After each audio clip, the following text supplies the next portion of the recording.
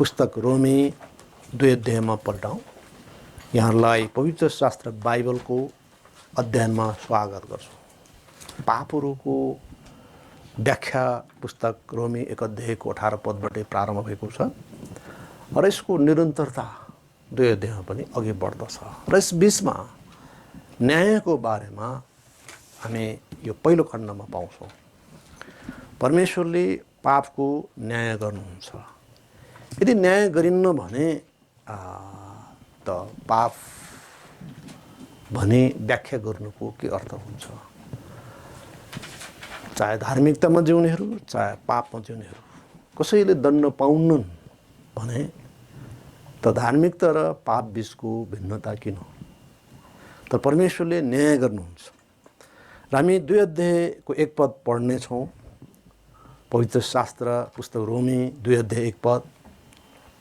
कारण हे न्याय गर्ने मानिस, तिमी जोसुकै भए तापनि तिम्रो कुनै बहाना छैन, किनभने जुन कुरामा तिमी अरूको न्याय गर्दछौ त्यही कुरामा तिमीले आफैलाई दोषी ठहराउँदछौ, किनकि तिमी न्याय गर्ने आफैले ती कुराहरू गर्दछौ। यसर्थ अब बाहिरकाहरूको न्याय गरिएको छ वा अन्य जातिहरूको न्याय भइसकेको छ। भन्नको मतलब उनीहरूको जीवनको सबै चाहिँ पक्ष हेरिएको छ र ती दोषी ठहरिएका छन् र अन्य जाति राष्ट्रहरू वा जातिहरू दोषी छन्, किनकि तिनले सृष्टिका थोकहरूलाई हेरेर पनि परमेश्वरलाई आदर गरेनन्, महिमा दिएनन्, तर आफ्नो दुष्टतामा चाहिँ नै भ्रष्ट भए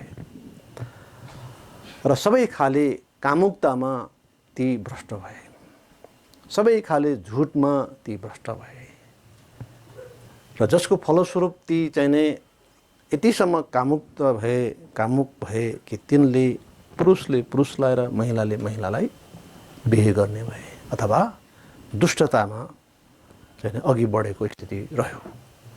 त परमेश्वरले कहिल्यै पनि समलिङ्गी विवाहलाई स्वीकार गर्नुहुन्न, किन परमेश्वरको उद्देश्य त्यो होइन। एक पुरुषले एक स्त्रीलाई विवाह गर्ने हो र परिवारहरू स्थापित गर्ने हो र सन्तान वृद्धि गर्ने हो। त विवाहको ज्यादै सुन्दर जुन उद्देश्य हो परमेश्वरको, त्यो अवस्था मात्रै पुरा हुन्छ। तर एउटा पुरुषले पुरुषलाई विवाह गर्दा, महिलाले महिलालाई विवाह गर्दा त्यो विद्रोह हुन्छ। यसैले पवित्र शास्त्र बाइबलले कहिल्यै पनि समलिङ्गी विवाहलाई स्वीकार गर्दैन। यो अपराध हो, दुष्टता हो। उहिले नै सदम र गमोरामाथि गरिएको न्यायबाट उदाहरण राखिएको छ, खबरदार कि समलिङ्गी विवाहको परमेश्वरको सजायमा पर्छ, दण्डमा पर्छ, परमेश्वर क्रोधमा पर्छ। आज धेरै मानिसहरूले गे म्यारिज भन्छ, लेस्बियन म्यारिज भन्छ। यी सबै कुरा, पुरुषले गर्ने विवाह गे म्यारिज, महिलाले महिलालाई गर्ने विवाह लेस्बियन म्यारिज, यो सबै दुष्टता हो, भ्रष्टता हो। परमेश्वर त्यस्ता कुराले हेर्न चाहनुहुन्न। उहाँ ज्यादै क्रोधित बन्नुहुन्छ, तिनका विरुद्ध उहाँले न्याय ल्याउनुहुन्छ। त्यसर्थ अब हामी 2 अध्यायमा आइसकेपछि कि कसरी 1 अध्यायमा जातिहरू दोषी ठहरिएका छन्, अब 2 अध्यायमा जातिहरू मात्र होइन, यहुदीहरू पनि दोषी ठहरिएका छन्। यसरी बाहिरकाहरू वा जातिहरू दोषी ठहरिएको छ, त्यहाँ कुनै बहाना छैन, किन सृष्टिको थोकहरूबाट अविश्वासीहरूलाई पनि, अन्य जाति राष्ट्रहरूलाई पनि परमेश्वर हुनुहुन्छ, उहाँ ज्यादै सामर्थ्य हुनुहुन्छ भन्ने कुरा प्रकट गरिएको छ, प्रकाश गरिएको छ। अब बाहिरकाहरू मात्र होइन, तर भित्रकाहरू पनि दोषी ठहरिएको छ। भित्रकाहरू अर्थात् यहुदीहरू पनि। तसर्थ दुवै यहुदी अनि अन्य जातिहरू दोषी छन्, कोही पनि छुट्दैन। परमेश्वरको न्यायको सामुन्ने यहुदी र अन्य जातिहरू उही स्तरका हुन्, बराबर हुन्, सबै दोषी छन्। यसर्थ अब हामी पाउँछौँ कि 2 अध्याय 1 पदमा यसकारण हे न्याय गर्ने मानिस, ये यहुदीहरू हो जसले बेसीभन्दा बेसी न्याय गर्छौ, व्यवस्था पाएकोमा गर्व गर्छौ, घमण्डी हुन्छौ र खुब न्याय गर्छौ अरूहरूको, त याद गर तिमी जोसुकै भए तापनि तिम्रो कुनै बहाना छैन। किनभने जुन कुरामा तिमी अरूको न्याय गर्दछौ त्यही कुरामा तिमीले आफूलाई दोषी ठहराउँदछौ। किन तिमी न्याय गर्ने आफूले ती कुराहरू गर्दछौ। यहुदीहरू ज्ञानमा त निश्चित रूपमा अगाडि हो, त ज्ञान पर्याप्त छैन, तर ती ज्ञान वा सत्यताको परिपालना आवश्यक छ। यसर्थ यहुदीहरू उनीहरूको न्याय गर्ने आत्मा र सोचका निम्ति जवाफदेही छन्। यसो भएको हुनाले यहुदीहरूलाई अन्य जातिहरूभन्दा बढी ज्ञान दिएकै हो, त्यसले उनीहरू बढी जवाफदेही पनि छन्। जसले धेरै सिक्यो उनीहरू बढी जवाफदेही हुन्छ। जसले पहिला सिक्यो, जसले धेरै सिक्यो उनीहरू बढी बेसी जवाफदेही हुन्छ। र यसो भएको हुनाले उनीहरू दोषी छन् र उम्कने अवस्था छैन। 2 र 3 पदमा लेखिया छ, तर हामी जान्दछौँ यस्ता यस्ता काम गर्नेहरूको विरोधमा परमेश्वरको न्याय सत्यता अनुसार हुन्छ।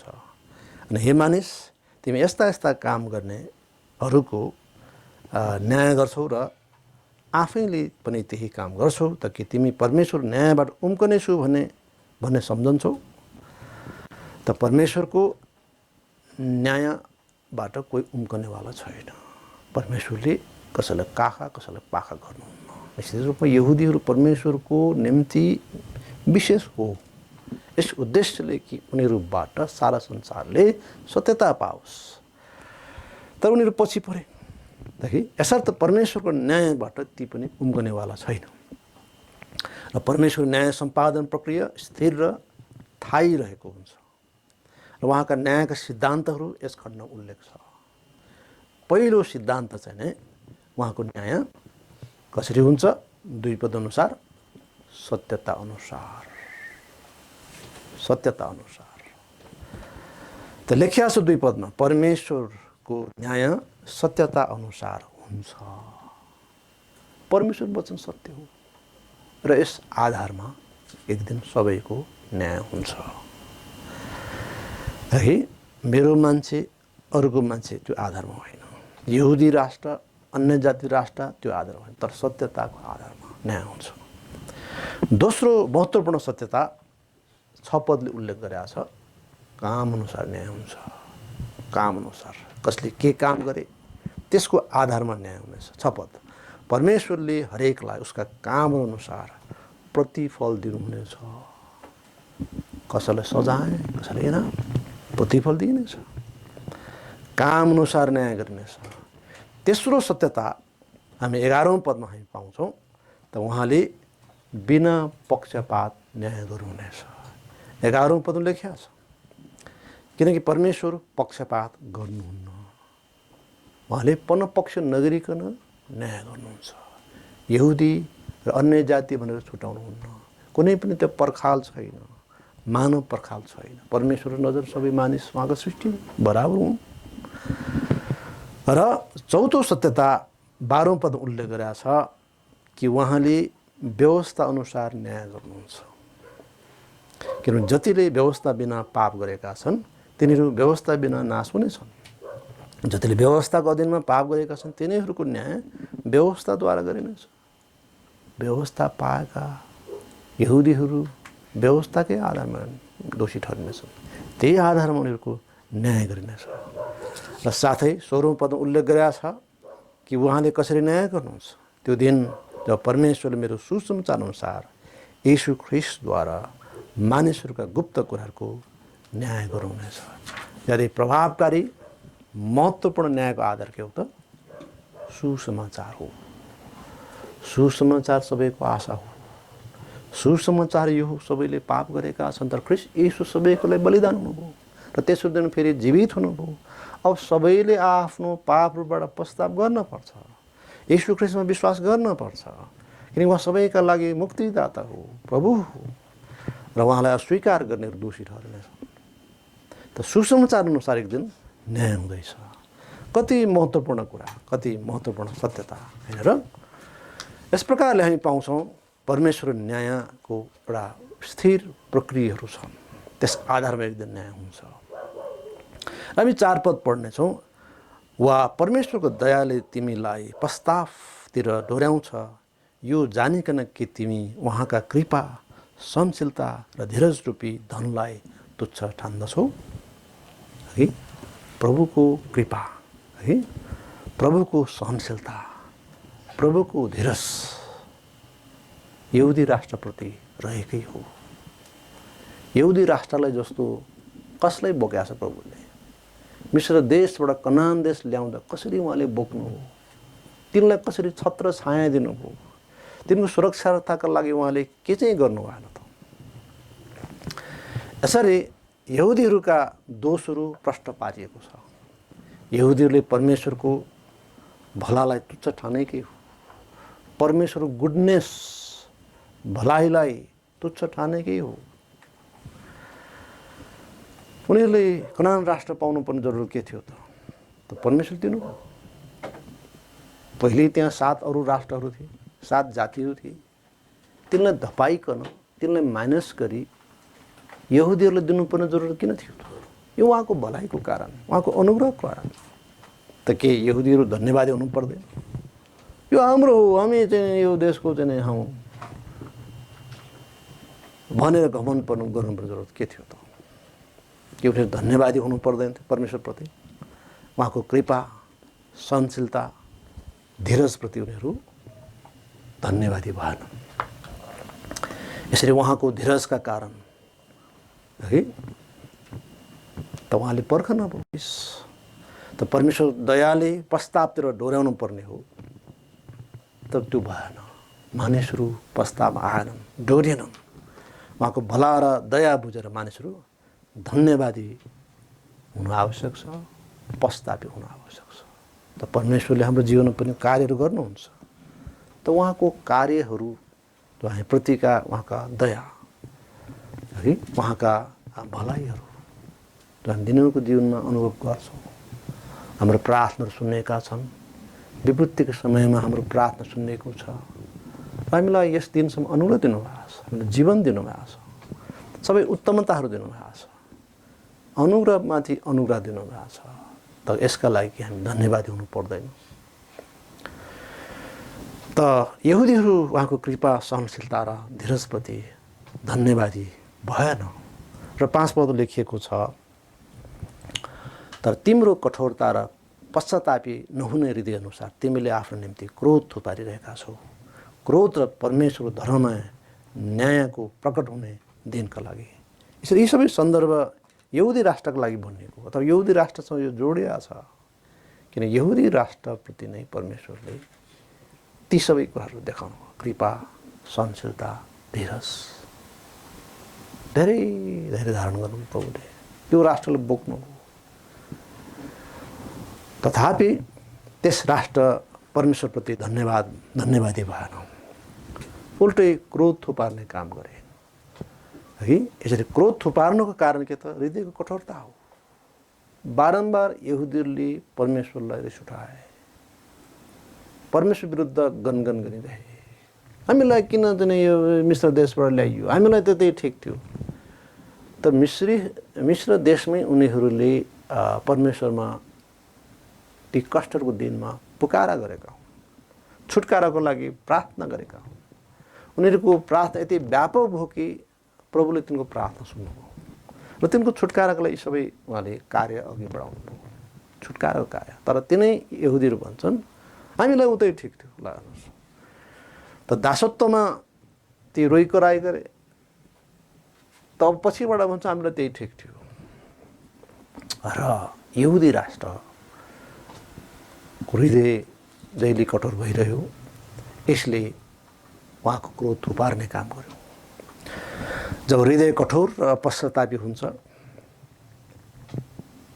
त्यसको अन्त कस्तो होला है? त्यसले ल्याउने अन्त कस्तो होला है? त्यो विपत्ति, त्यो विनाश, त्यो क्रोध कति डरलाग्दो होला। तर अर्को कुरा, परमेश्वरको क्रोध चाहिँ अनियन्त्रित र जङ्गली छैन है। कतिपय मानिसहरू, जब मानिसलाई रिस उठ्छ अनियन्त्रित हुन्छन्, जङ्गली हुन्छन्। कति बाबामा त्यसै गर्छन्, रिस उठ्यो छोराछोरीप्रति, होला गल्ती गरेका छन् त केही कुरा देखिन्न, डङ्की डङ हानिन्छ, जे पायो त्यसैले हानिन्छ। कहिलेकाहीँ माथिल्लो गराबाट तल्लो गरा फ्याँक्ने काम पनि हुन्छ। यी सबै कार्य हुन्छ अनियन्त्रित, जङ्गली। तर परमेश्वरको न्याय त्यस्तो कहिले थिएन। परमेश्वरले जहिले पनि पापलाई प्रष्ट पार्नुहुन्थ्यो, देखाउनुहुन्थ्यो, साथै कहिलेकाहीँ निकैचोटि मौका दिनुहुन्थ्यो, अनि मात्र सजाय गर्नुहुन्थ्यो। यसर्थ उहाँको क्रोध वा न्याय अनियन्त्रित र जङ्गली छैन। तर यो चाहिँ जहिले पनि धार्मिक न्याय थियो र त्यो हुनेछ। उहाँले पापको दण्ड त दिनै पर्छ, नभए पापको परिभाषाको अर्थ के हो, पापलाई खराब मान्नुको अर्थ के हुन्छ, त्यसको दण्ड हुँदैन भने। त परमेश्वरको धार्मिक न्याय पापीहरूको उन्नतिमा लुकिएको हुन्छ है। त तिनले महसुस गरौँ, तिनले महसुस गरून्, बुझौँ कि पापको परिणाम डरलाग्दो छ। र हामी देख्छौँ यस प्रकारले परमेश्वरले न्याय गर्न नै हुन्छ। र 6 पदमा हामी पाउँछौँ जब उहाँले न्याय गर्नुहुन्छ, परमेश्वरले हरेकलाई उसका काम अनुसार प्रतिफल दिनुहुनेछ। उहाँको न्यायको गजबको प्रक्रिया हामी देख्छौँ। मानिसले गरेका कामको आधारमा न्याय हुन्छ।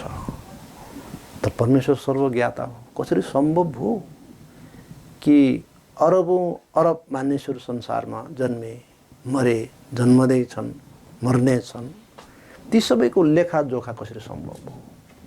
त्यति मात्र होइन, हरेक दिन तिनका हरेक विचार, बोली र कामको लेखा राखिएको छ। यी सबै कुरो सम्भव छ। परमेश्वर आधुनिक कम्प्युटरभन्दा धेरै सक्षम हो। आज गुगलमा कति धेरै अट्या छ, कति चिज अट्या छ, युट्युबमा कति धेरै चिज अट्या छ। त यो पनि गजबै हो। तर परमेश्वर यी सबै टेक्नोलोजी, तकनिकी, यी सबैभन्दा धेरै माथि हो। उहाँको स्मरण क्षमता, उहाँको त्यो रेकर्ड गर्ने क्षमता, उहाँको सारा सिस्टम चाहिँ अचम्मको छ। एक दिन पुस्तकहरू खोलिनेछन्, एक एक व्यक्तिका एक एक कामको त्यतिखेर प्रकट गर्ने कार्य हुन्छ। परमेश्वरले डाङडुङ गर्नुहुन्न, तर तिनलाई आफ्नो दोष देख्ने, दोषको सुनाइ गर्ने अवसर प्रदान गरिन्छ कि ती दण्डित हुँदा तिनको मुख चुप हुनेछन् है। तिनले परमेश्वर आउने ठाउँ पाउने छैन। यसरी उहाँले प्रत्येकलाई उसका काम अनुसार न्याय गर्नुहुनेछ। किनकि उहाँ परमेश्वर ठिक काम गर्नुहोस्, जहिले पनि ठिक गर्नुहुन्छ। के उहाँले ठिक गर्नुहुन्छ है। उत्पत्ति 18:25 लेखेको छ, परमेश्वरले जहिले पनि राइट काम गर्नुहुन्छ, ठिक काम गर्नुहुन्छ।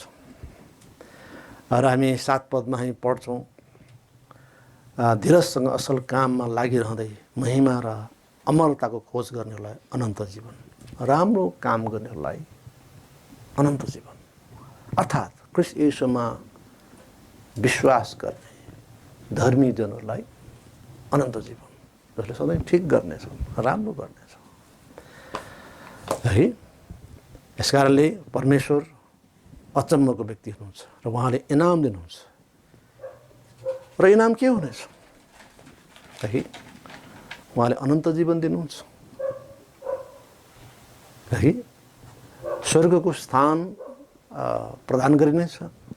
अघि नै संसारमा रहँदा नै स्वर्गीय स्थानमा बसालिएको छ भने एफएसी 1 अर्थात् उनका पोजिसन अघि नै स्थापित भइसकेका छ। उनी अब संसारको होइन, परमेश्वरका छोरा छोरी हो, राजकुमार राजकुमारी हो। उसको लागि स्थान निर्धारण गरिसकेका छ। र यस प्रकारले परमेश्वरको सत्यता पालन गर्नेहरू आशिषित हुन्छन्। 8 र 9 पद हामी पढ्नेछौँ। तर जो झगडालु छन्, सत्यता पालन गर्दैनन् तर अधर्म पालन गर्दछन्, तिनीहरूमाथि रिस र क्रोध, दुष्ट काम गर्ने मानिसको हरेक प्राणमाथि सङ्कट र वेदना, पहिले यहुदीमाथि र ग्रिकमाथि। यो प्रकारले परमेश्वरले कामको आधारमा न्याय गर्नुहुन्छ। सत्यता पालन गर्नेलाई एक खाले प्रतिफल दिनुहुन्छ। अधर्म गर्नलाई अर्को खाले। यसर्थ जसले सत्यता पालन गर्दैनन् ती न्यायका योग्य हुनेछन्। र परमेश्वर सत्यता जान्नलाई मात्र होइन तर पालन गर्नलाई पनि हो। यसर्थ हामी बुद्धिमानी हौँ। हामीले यस दिनमा धेरै कुराहरू सिकिरहेका छौँ उहाँको सत्यताबाट। अब ती कुराहरू पालन गर्नलाई हो। अब हामीलाई थाहा भयो कि परमेश्वर भययोग्य हुनुहुन्छ, बुद्धिमान, सर्वशक्तिमान हुनुहुन्छ, जसले हरेकको काम अनुसार एक दिन न्याय गर्नुहुन्छ र कोही उम्कनेवाला छैन र उहाँको न्याय निष्पक्षपाती हुन्छ। यसर्थ अब परमेश्वर सत्यता जान्नलाई मात्र होइन तर पालन गर्नलाई। प्रकाश 1:3 त्यही लेखेको छ, धन्य हुन् ती जसले यस पुस्तकका वचनहरू सुन्छ र पालन गर्छ, किन समय नजिकै छ। त हामी परमेश्वरको सत्यताबाट धेरै सिकेका छौँ, हामी आशिषित भएका छौँ उहाँको सत्यताबाट। अब हामी त्यसअनुसार जिउनलाई हो। अब हामी प्रभुका हौँ अनि हामी प्रभुका सेवा गर्छौँ। पाउलले भनेका छन्, जसको म हुँ, जसको सेवा म गर्दछु। पहिला हामी उहाँका हौँ अनि उहाँको सेवा। पहिले उहाँसँग ठिक सम्बन्ध हुनु जरुरी छ अनि उहाँको काम गर्नु। उहाँसँग ठिक व्यवहार छैन, उहाँको निम्ति काम गरेर के फाइदा हुन्छ। र यसर्थ परमेश्वरले यो स्पष्ट पार्नुहुन्छ कि सत्यता पालन गर्नेहरूलाई आशिष दिनेछ। सो नभए ती दण्डित हुनेछन्। है, किनभने 9 पद लेखेको दुष्ट काम गर्ने मानिसको हरेक प्राणमाथि सङ्कट र वेदना, पहिले यहुदीमाथि अनि ग्रिक माथि पनि, अर्थात् अन्य जातिमाथि पनि। यसले के देखाउँछ त भन्दा जसले धेरै सिक्यो ऊ बढी जिम्मेवार छ। है, यहुदीले धेरै सिके, पहिला सिके, उनीहरू बढी दोषी हुन्छ। उनीहरू पहिला न्यायको भागीदार हुन्छ अनि अन्य जाति राष्ट्रहरू। त कतिले सोच्ला हाम्रो पुर्खाहरूले सुसमाचार कहिले सुनेनन् नि त के होला तिनको हालत। त सुसमाचार नसुने पनि ती दोषी हुन्छ, किनभने त्यसले सृष्टिको थोकहरूबाट परमेश्वरलाई जान्न सकिन्थ्यो, उहाँको ईश्वरत्व अनि उहाँको सामर्थ्य, र उहाँलाई खोज्न सकिन्थ्यो। र परमेश्वरले उहाँलाई खोज्नेहरूको लागि प्रबन्ध गर्नुहुन्छ। कर्नेलियस इथियोपियाई मानिस उहाँलाई खोज्नेहरूलाई चिन्ने अवसर प्रदान गर्नुहुन्छ। र कोही पनि दोषी, कोही पनि निर्दोष छैन, हेर्नु सबै दोषी छन्। यसो भएको हुनाले है सत्यता पालन नगर्नेहरूमाथि उहाँको क्रोध रहन्छ। अनन्त कष्ट, अनन्त पीडाको स्थान। प्रकाश 14:11 भन्छ कि उनीहरूको पीडाको धुवा सदा मास्तिर गइरहनेछ। सदाको लागि हुँ अथा भन्ने शब्द उच्चारण गर्लासम्म मैले लाग्दैन। त्यो शब्द भाषा मिलाएर गर्लासम्म लाग्दैन। भारी पीडामा भनेको छ, चित्कार, भयङ्कर डरलाग्दो चित्कार व्यक्त गरिनेछ। त्यो भारी कष्टको स्थान हुनेछ। र 11 पदमा लेखिएको छ, 10 पदमा, तर असल काम गर्ने हरेक मानिसलाई महिमा, आदर र शान्ति। पहिले यहुदीलाई अनि ग्रिकलाई। त आशिष पाउँदा पनि पहिले यहुदीलाई अनि ग्रिकलाई। र 11 पद, किनभने परमेश्वर पक्षपात गर्नुहुन्न। यसरी परमेश्वरले बाहिरी स्थानको आधारमा न्याय गर्नुहुन्न। बाहिरी अवस्था हेरेर, स्थितिको आधारमा न्याय गर्नुहुन्न। पाप गर्छ ऊ पापी हो, दोषी। दुष्टता काम गर्छ ऊ दोषी हो, दण्डित हुन्छ। उनीहरूको आत्मिक अवस्था र कामको आधारमा उहाँले न्याय गर्नुहुनेछ। यहुदीहरू, अन्य जातिहरू परमेश्वरसँग समान हो। खालि एउटा पहिला र पछिल्लो मात्रै कुरा हो, तर सबै समान हो। र जसले पाप गर्छ ऊ मर्छ, जसले उहाँको डर मान्छ र धार्मिकताको काम गर्छ ऊ उहाँको निम्ति ग्रहणयोग्य हुन्छ। त व्यवस्था पाएकाहरूले व्यवस्था अनुसार न्याय गरिन्छ, व्यवस्था नपाएकाहरूले पनि त्यही मुताबिक उनीहरूको न्याय हुन्छ। यसमा त कोही पनि उन्मुक्ति छैन, कसैले पनि छैन छुटकारा पाउन सक्दैन अथवा कसैले बहाना पाउन सक्दैन। र परमेश्वरको प्रकाश के अरे परमेश्वरको न्याय हुन्छ नै।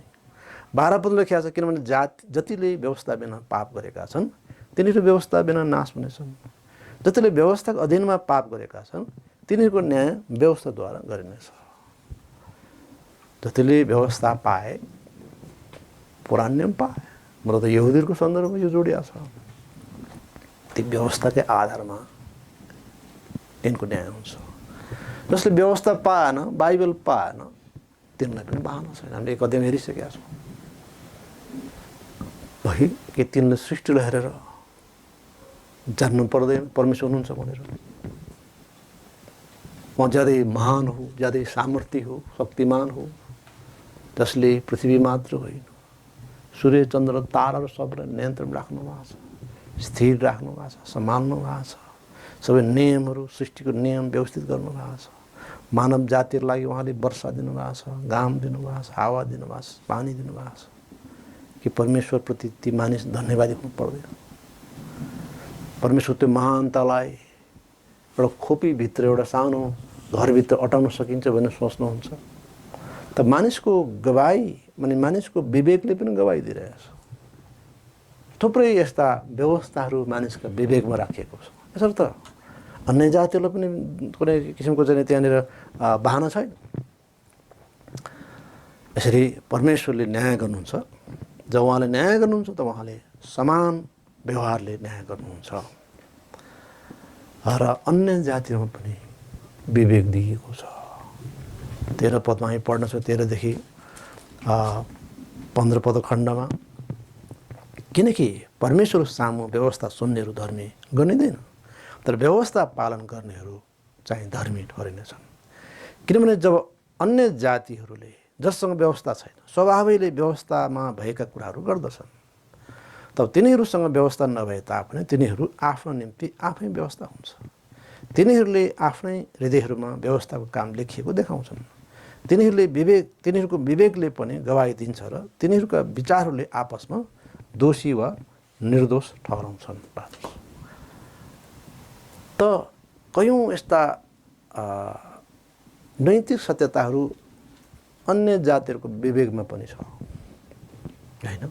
जस्तै कि हत्या गर्नु हुँदैन, व्यभिचार गर्नु हुँदैन, चोरी गर्नु हुँदैन, झुट बोल्नु हुँदैन, लोभ गर्नु हुँदैन र आफ्नो बुवाआमाको आज्ञा आदर गर्नुपर्छ। परमेश्वर हुनुहुन्छ उहाँको भय मान्नुपर्छ। यस्तो धेरै कुराहरू तिनको विवेकमा छ। इतिहासले यो पनि देखाएको छ कि प्राचीन जातिहरू मूर्ति पूजक थिएनन् भनिन्छ।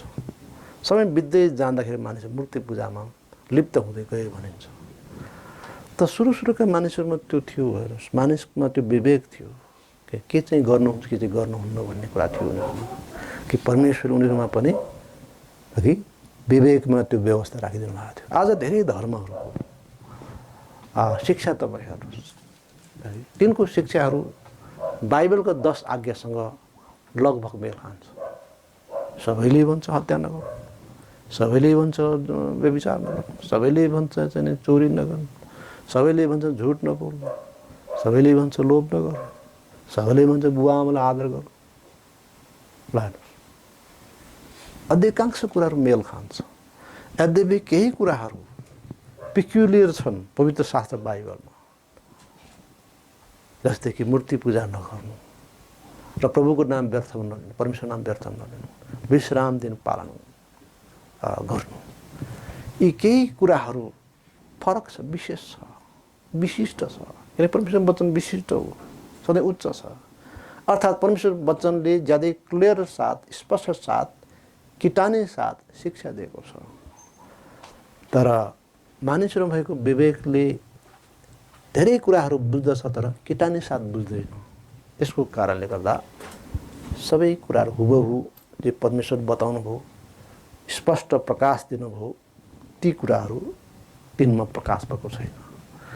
किनभने परमेश्वरले विशेष प्रकाशद्वारा यहुदीहरूलाई सिकाउनु भयो। लिखितम व्यवस्था दिनुभयो, तर अन्य जाति राष्ट्रहरूलाई साधारण प्रकाश दिइहाल्यो कि सृष्टि मार्फत, विवेक मार्फत, इतिहास मार्फत। तर जे होस् उनीहरूमा पनि व्यवस्था थियो, त्यस आधारमा तिनको न्याय गरिन्छ, तिनले छुट पाउने छैनन्। यसो त यहुदीहरूलाई व्यवस्था दिइएको हो, तसर्थ उनीहरूलाई व्यवस्था अनुसार न्याय गरिन्छ। त अन्य जातिहरूलाई व्यवस्था दिइएन, तर उनीहरूलाई त्यही आधारमा न्याय हुन्छ, कसैले छुट पाउँदैन, किनभने तिनमा पनि विवेक थियो, तिनले पनि सृष्टिका सुन्दरताहरू देख्ने, हेर्ने, महसुस गर्ने, विचार गर्ने तिनलाई पनि अवसर थियो। र सृष्टिबाट हैन परमेश्वरको ईश्वरत्व, सामर्थ्य जान्न सकिन्थ्यो। मूर्ति पूजा गर्नु जरुरी थिएन र सबै खाले यस किसिमको चाहिँ नै नैतिक भ्रष्टतामा जिउनु पर्दैन थियो, किनभने विवेकले बोलेको हो, बताएको हो। यसो त कोही पनि चाहिँ निर्दोष छैन। यसर्थ अन्य जातिहरूलाई प्राकृतिक व्यवस्था दिइएको थियो, यहुदीहरूलाई विशेष व्यवस्था दिइएको थियो, लिखितम रूपमा दिइएको थियो, तर अन्य जातिहरूलाई प्राकृतिक व्यवस्था दिइएको थियो, जो तिनको विवेकमा लेखिएको थियो। यसो भएको हुनाले कोही पनि निर्दोष छैन कि यसरी तिनीहरूको हृदयमै व्यवस्था लेखिएको थियो, अन्य जाति हृदयमै व्यवस्था लेखिएको थियो कि जुन चाहिँ प्राकृतिक व्यवस्था हो। यस कारणले कोही पनि उन्मुक्ति पाउने अवस्थामा छैन, उनीहरूले प्राकृतिक व्यवस्थाको विरुद्धमा पाप गरेका छन्। कोही एकजना परमेश्वर हुनुहुन्छ माथि भन्ने कुरा तिनको विवेकमा थियो। कुनै एउटा मिसनरी अफ्रिकाको एउटा जङ्गली जाति बिचमा गएछन् र तिनीहरूसँग बातचित गर्ने क्रममा एउटा प्रश्न गरिएछ, यदि मानिसले मानिसको हत्या गरेमा के हुन्छ? र ती जङ्गली अपठित मानिसहरू जो पछि परेका मानिस थिए, तिनलाई केही सिकाइएको छैन, तर तिनले भने थिए माथि एकजना न्यायकर्ता हुनुहुन्छ र न्याय गर्नुहुन्छ भने थिए। तपाईँ त्यो किसिमको समस्या, त्यो किसिमको चाहिँ एउटा उदाहरण माल्टामा पनि पाउनुहुन्छ। माल्टा टापुमा पावल लगायतका मानिसहरू ल्यान्डिङ भए, कयौँ दिनको चाहिँ जहाज यात्रापछि सुरक्षित ल्यान्डिङ त्यहाँ भयो होइन। र त्यहाँ चाहिँ नै जाडोको सिजन थियो, त्यसैले आगो ताप्ने क्रममा दाउराहरू बटुलियो।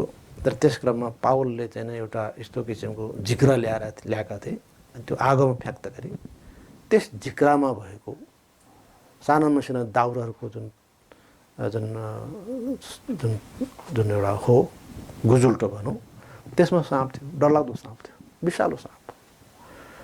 र त्यो साँपले चाहिँ पावललाई झ्याप्पै चाहिँ डस्यो। त्यति मात्र होइन, त्यो झुन्डिरह्यो। र त्यहाँका आदिवासीले भनेका थिए कि यिनै अपराधी रहेछन् र यिनै समुद्रबाट जोगिएको भए तापनि न्यायकर्ताले यिनलाई छोडेन भनेका थिए। अब यो मर्छ भनेका थिए। साँच्चै उनी मर्नेवाला थियो, किनभने डरलाग्दो विषालु साँप हो भन्ने कुरो तिनीलाई थाहा थियो। त्यहाँका आदिवासीलाई थाहा हुन्छ कुन साँप विषालु हुन्छ, कुन चाहिँ विषालु हुन्न थाहा हुन्छ। कोब्रा साँप विषालु छ भने सबलाई थाहा छ, कतिपय साँपहरू त्यति विषाक्त हुन्न। त यति डरलाग्दो साँपले उनलाई डस्यो कि अब यिनी चाहिँ नै अब मर्नेवाला छ, मर्छ, एकछिनमा यिनी ढल्छ भनेर ढलेन। कारण परमेश्वर अनुग्रह थियो, किनभने प्रभुले भन्नुभयो तिमी सिजर कहाँ उभिन्छौ बाबु, तिमी नडराऊ भनेर भन्नुभएको थियो। र उनले चाहिँ झट्काएर त्यस साँपलाई आगोमा फ्याँकिदिए, उनलाई केही पनि भएन। त तिनीहरूको त्यो जुन जजमेन्ट हो, जुन न्याय हो, एकाएक बदलिएको। ओहो यिनी त कस्ता मानिस रहेछ, यिनी मर्नुपर्ने मान्छे हो, यो कस्तो मान्छे, उनले सोच्न सुना। धेरै मान्छेले त्यसबाट विश्वास गरे। यसर्थ त्यो पनि एउटा उदाहरण हो कि मानिसहरू परमेश्वर वचनबाट टाढा रहे तापनि उनीहरूको विवेकमा प्राकृतिक व्यवस्था छ, त्यो बोल्छ है, त्यसले व्यक्त गर्छ कि माथि एकजना न्यायकर्ता हुनुहुन्छ। यसर्थ 10 आज्ञाका लगभग 7 आज्ञाहरू चाहिँ नै मानिसको विवेकमा छँदै थियो। माथि एकजना न्यायकर्ता हुनुहुन्छ, वा ईश्वर हुनुहुन्छ, उहाँको डर मान्नुपर्छ। पहिलो आज्ञा मेल खान्छ। र दोस्रो, तेस्रो, चौथो मूर्ति पूजा नगर्नु र परमेश्वर नाम व्यर्थ नलिनु, विश्राम दिन पालन गर्नु, यी कुराहरू धेरै राष्ट्रलाई थाहा भयो। तर बाँकी कुराहरू हत्या नगर्नु, व्यभिचार नगर्नु, चोरी नगर्नु, झुट नबोल्नु, टोप नगर्नु, यी कुराहरू मानिसको विवेकले लेखेका थियो।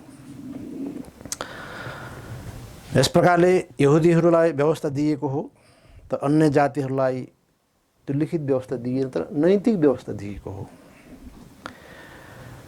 र जसरी व्यवस्था डोर्याउनको निम्ति दिइएको हो, त्यसरी नै नैतिक व्यवस्था अन्य जातिहरूलाई डोर्याउनको निम्ति दिइएको हो। तिनको विवेकमा छ, अन्य जातिहरूलाई पनि दिइएको छ है।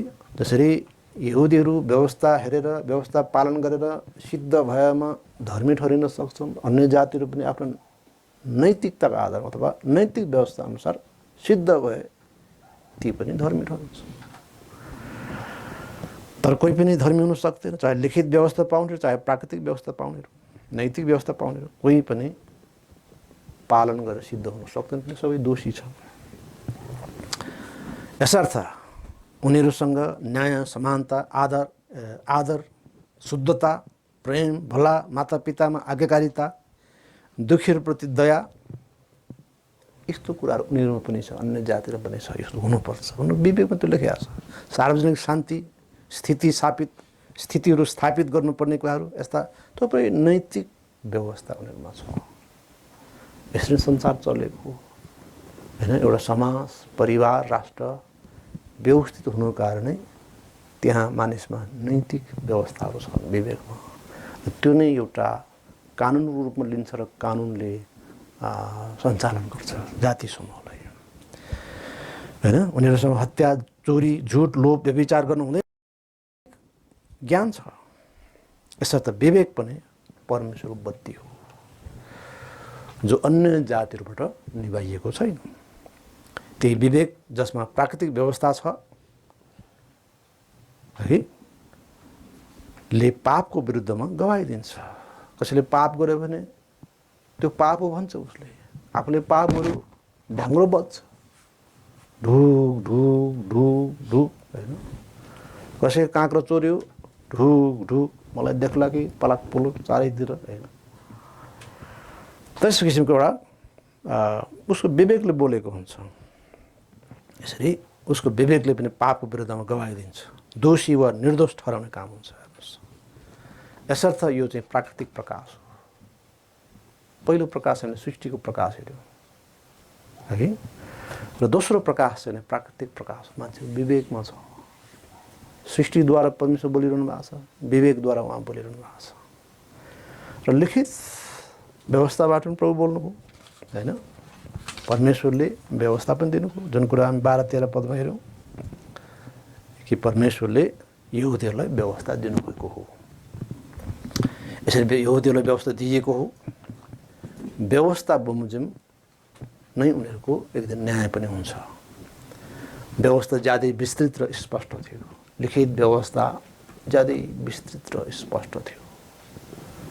बाइबल जतिकै स्पष्ट र होइन चाहिँ विस्तृत चाहिँ अन्त हामी देख्दैनौँ है। परमेश्वर को हो, परमेश्वरप्रतिको हाम्रो जिम्मेवार के हो, मानिस बिचमा गरिने हाम्रो जिम्मेवार के हो, यी सबै कुरा ज्यादै स्पष्ट साथ बाइबलमा उल्लेख गरेको छ। अब व्यवस्था उल्लङ्घन गर्नेहरू अब झन् दोषी हुन्छ, किनभने तिनलाई अझ स्पष्ट पारिएको छ है। यसर्थ अब यहुदीहरू वा अन्य जातिहरू कोही पनि निर्दोष छैन।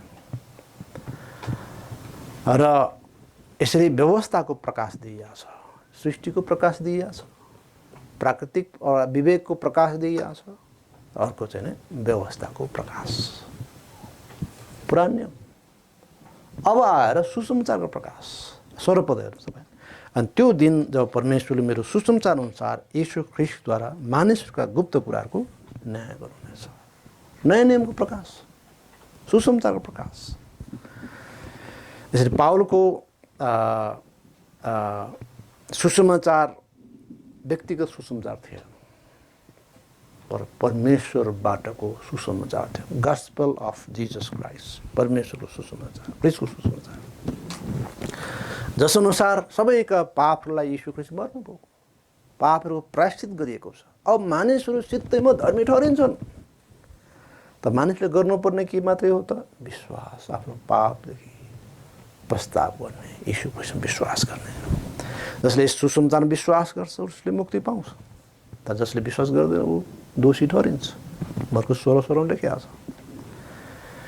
यसर्थ त्यस दिन चाहिँ नै मेरो सुसमाचार अनुसार यीशु ख्रीष्टद्वारा मानिसहरूका गुप्त कुराहरूको न्याय गर्नुहुनेछ। मेरो सुसमाचार पावलको होइन, यीशु ख्रीष्टको। तर यीशु ख्रीष्टको सुसमाचार बाँड्ने विशेष अवसर पावललाई दिएको हो, अरूलाई पनि दिएको। त्यसै मैले जे सुनाइरहेको छु त्यो सुसमाचार, प्रभुको सुसमाचार। जसअनुसार एक दिन न्याय गरिनेछ। यसर्थ न्याय चाहिँ यीशु ख्रीष्टद्वारा गरिनेछ। पुस्तक प्रेरितको 17:31 हेर्छौँ कि न्याय चाहिँ नै यीशु ख्रीष्टद्वारा हुन्छ है। एथेन्सवासीहरूले त्यस दिन निकै ठुलो झापड पनि भेटाएको हो। तपाईँले याद गर्नुहोस्, एथेन्सवासीहरूका बिचमा पावल प्रेरितले मार्स हिलमा त्यो ज्यादै ठुलो चाहिँ ओपन ग्राउन्ड हो, धेरै मानिसहरू जुट्थे। किनभने र यिनले त नयाँ कुरो ल्याए है, हामी सबैजना त्यहाँ भेला हौँ, मार्स हिलमा भेला भए। र ती साह्रो आफूलाई विद्वान ठान्नेहरू थिए। तर त्यस दिन ती विद्वताको पनि बलियो, ती विद्वताले पनि बलियो झापड भेटाएको। तपाईँहरूको सहरमा घुम्दा ओर्दा क्रममा यस्तो एउटा ठाउँ भेट्यो कि नजाने ईश्वरको लागि, जसलाई तपाईँ ईश्वर चिन्नुहुन्न, तैपनि बडो धर्मानुरागी हुनुहुन्छ, बडो धर्म गर्नेहरू हुनुहुन्छ, त्यही परमेश्वरको विषयमा बताउँदैछु भन्दै उनले भनेका छन् कि त्यही परमेश्वर जसमा हामी चलहल गर्छौँ, उहाँमै हाम्रो जीवन र सास रहन्छ। यी सब कुरा उनले भनेका छन्। हेर्नुहोस्, जस्तै 25 पदमा न त उहाँले केही खाँचो परे चाहिँ गरी मानिसहरूका हातबाट सेवा नै लिनुहुन्छ, किनकि उहाँले पो सबैलाई जीवन, सास र सब थोक दिनुहुन्छ।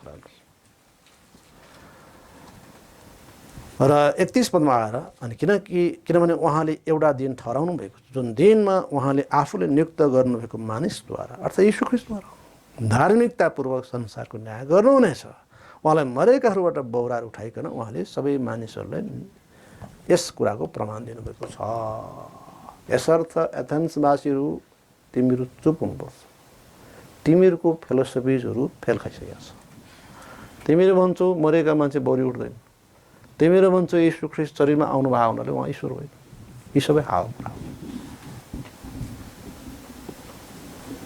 यसर्थ अब यो स्पष्ट पारिया छ, पुष्टि भएको छ कि यीशु ख्रीष्टद्वारा एक दिन न्याय हुन्छ। यसकारण ख्रीष्टको न्यायमा पवित्र जनहरूले सान्त्वना पाउँछन्, तर पापीहरूले डरलाग्दो क्रोधको सामना गर्नुपर्छ। त्यस दिन सबै मानिसहरू गोपनीयताहरूको प्रकाश गरिनेछ, तिनको न्याय हुन्छ।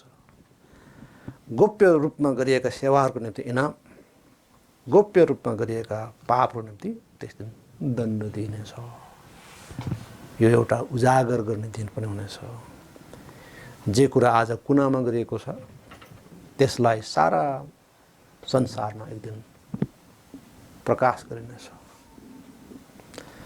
सार संक्षेपमा आएर मानिसहरूको निम्ति एकचोटि मरण, त्यसपछि न्याय नियुक्त गरिएको छ। एकचोटि हामी सबैले न्याय भोग्नै पर्छ। ग्रिक फिलोसफरहरू भने जस्तो होइन, घरि हाम्रो आत्मा मान्छेमा प्रवेश गर्छ, घरि बाँदरमा, घरि सुँगुरमा, घरि कुकुरमा, त्यो होइन। मानिसको निम्ति एकचोटि मरण, त्यसपछि न्याय नियुक्त भएको छ। पहिलो सत्यता। दोस्रो सत्यता, परमेश्वरको न्याय निष्पक्षपाती हुन्छ। चाहे यहुदी, चाहे ग्रिक, चाहे होइन, जोसुकै होस्, कसैको मुखेर न्याय गरिन्नु, तिनको कामको आधारमा न्याय हुन्छ। तेस्रो कुरा, परमेश्वरको न्याय जहिले पनि न्यायिक हुन्छ, जस्टिस हुन्छ। उहाँले पहिला प्रकाशहरू दिनुहुन्छ, चेतावनी दिनुहुन्छ, अनि बल्ल न्याय गर्नुहुन्छ। त्यसै झापड लाउनुहुन्छ। पहिले सिकाउनुहुन्छ, चेतावनी दिनुहुन्छ, अवसर प्रदान गर्नुहुन्छ, हुँदैन अन्तिममा झापड खान्छ, न्याय खान्छ। चौथो सत्यता, ज्ञान बमोजिम दण्डहरूमा अन्तर हुन्छ। जसले धेरै जान्यो त्यो बढी दोषी हुन्छ, जसले धेरै शिक्षा पायो ऊ बढी दोषी हुन्छ, जसले कम जान्यो वा कम जानकारी छ ऊ कम दण्डित हुन्छ। यो पनि बाइबलको सत्यता हो। पाँचौं सत्यता, सुसमाचार जानेर धर्मी ठहरिनु होइन तर पालन गरेर धर्मी ठहरिने हो। अर्थात् सुसमाचारको ज्ञान पाएर हुन्न। धेरै मानिसहरू यीशु ख्रीष्टको बारेमा सबै बताउँछ, विश्वासी होइन तर सबै थाहा छ, खर्रै भनिदिन्छ, तर त्यो जानेर हुँदैन। जानेर कोही धर्मी हुन्न तर पालन गरेर, अर्थात् साँचो प्रस्ताव गरी उहाँलाई प्रभु मानियो कि मानिएन। छैटौं कुरा, जसले यस सुसमाचारमा विश्वास गर्दछ उनीहरूले मुक्ति पाउनेछ, जसले विश्वास गर्दैन उनीहरू दोषी ठहरिन्छ। सुसमाचारकै आधारमा तिनको न्याय हुन्छ। सातौं कुरा, न्यायको दिन तोकिएको छ र जुन दिन न्याय यीशु ख्रीष्टद्वारा गरिनेछ। त्यसैले ठुलो सेतो सिंहासन न्याय यीशु ख्रीष्टबाट हुनेवाला छ, जुन प्रकाश 20 अध्यायमा उल्लेख गरेको छ। अविश्वासीहरूको पनि न्याय ख्रीष्टले नै गर्ने हो, जुन कुरा हामीले प्रेरित 17:31 हेऱ्यौँ। एक दिन सबैको न्याय उहाँले गर्दै हुनुहुन्छ। आठौं कुरा, जे आज कुनामा गरिएको छ न्यायको दिनमा त्यो सबैको बीचमा प्रकाशमा ल्याइनेछ। डरलाग्दो दिन आउँदैछ फेरि। त हामीले यस खण्डमा न्यायको विषयमा अध्ययन गऱ्यौँ मूलतः। त हामी सबैको न्याय एक दिन हुँदैछ। विश्वासको न्याय हुन्छ, अविश्वासको न्याय हुन्छ। यसैले कुनै पनि कुराको समय हुन अगाडि फैसला नगर भनेको छ, किनभने एक दिन प्रभुले हरेक कुराको न्याय गर्दै हुनुहुन्छ। हामी सबैजना ख्रीष्टको न्यायसँग उभिँदैछौँ। तर जो अविश्वासीहरू हुन्, विश्वासमा आएका छैनन्, तिनको दुष्टताको आधारमा एक दिन न्याय हुन्छ र कोही पनि हामी उम्पनेवाला छैन। यसर्थ हिब्रू 9:27 फेरि पनि याद गरौँ। हिब्रू 9:27, मानिसको निम्ति एकचोटि मरण, त्यसपछि न्याय नियुक्त गरिएको छ। एकचोटि मरिन्छ, फेरि पनि जन्मन पाइन्छ, फेरि मरिहाल्ला, फेरि पनि जन्मन पाइन्छ, त्यो होइन। प्लेटोनिक फिलोसफिज फेल खाइसकेको छ। जुन फिलोसफीले साउथ एसियामा धेरै प्रभाव पारेको देखिन्छ। यो पुनर्जन्मको शिक्षा अघि जन्म नै मर्ने, जन्म नै मर्ने, जन्म नै मर्ने, 84 लाख जन्म मरण। यसले मानिसलाई दुष्टता वा दुष्टाइ गर्न उक्साउँछ। मैले अपराध गरेर के गर्ने, म अर्को जन्ममा भइहाल्छ होला, म मान्छे नहुन कुकुर त भइन्छ नि, फेरि पनि अवसर त हुन्छ मलाई। यसरी जन्म मरण चक्र डक्ट्रिन हो अथवा पुनर्जन्मको जुन शिक्षा हो, यसले मानिसलाई अपराध गर्न अभिप्रेरित गर्छ र यो झुटा शिक्षा हो, यो परमेश्वर शिक्षा होइन। त एकचोटि मात्र हाम्रो मरण हुन्छ, कारण हामी एकचोटि मात्र जन्मन्छौँ र त्यसपछि हामी न्यायमा पर्छौँ र प्रत्येक व्यक्ति न्यायमा उभिने नै छ। यसो भएको हुनाले हामी परमेश्वरको वचन पालन गरौँ, जान्ने मात्रै होइन तर पालन गरौँ। प्रभुले हामी सबैलाई आशीष दिनुभएको होस्। हुन्छ।